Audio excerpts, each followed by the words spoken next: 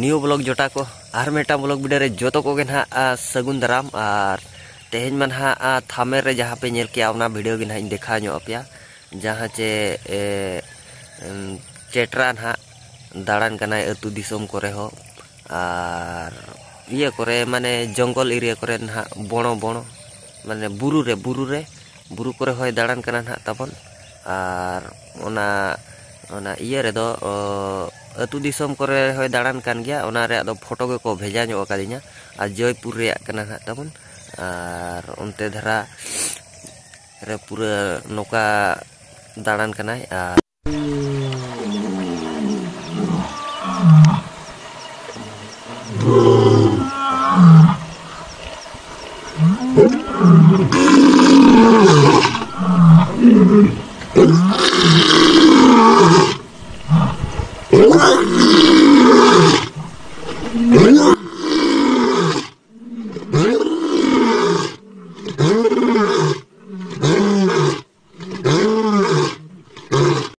नोका उनको माको दाणा बड़ाई कना तबन और नेतार मा ओना इये करे हो हिजुक कना चे को मेना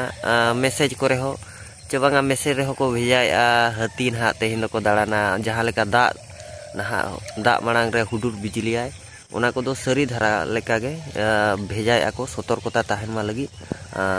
आले जेते बेड़े बोले ने नेले चला लेना नोते भलु सेर रे आसना भलु सेर रे मिटांग अतु तुम जस्ती बन उहर का तो अंते रे आसना से रे जहाँ हुईना ना भलू सुर रे अतना गोड़ा रे हुईना ओंडे पूरा ठेरे ᱧᱩᱨ के आले मेट सामना से रे अंते रे बोले ने टंडी सुर रे जुलाते आड़गोयना अड़ी सांगे होड़ को ताहे कना बंचायना को और ओको हो चेन हो बाको चेका लेना ना तबन आदो नोय नोका आर हो नेतार मा आरे ले आय चिका ओड़ा को रपुट किया बड़ा गया बन हाना बिसु से रे हुईना ना बिसुई माने बिजेताड़ा ब्लॉक से रे हुईना ना तबन हेचे और नोय नोका चेक को चिका कना आदो ना जत ओकोय को पे नावा गया तबन नोवा चैनल रे सब्सक्राइब मा तबन और नोका गे ना वाना वीडियो अगु हुयुआ और इन भाबिते एक्सप्लोर वीडियो गे ना अगु पड़ा चिकाते चे जंगल एरिया करे ना जहाँ चे नेक्स्ट ट्रिप ना असुर घाटिन चाहो का ओंडे ना चला पड़ा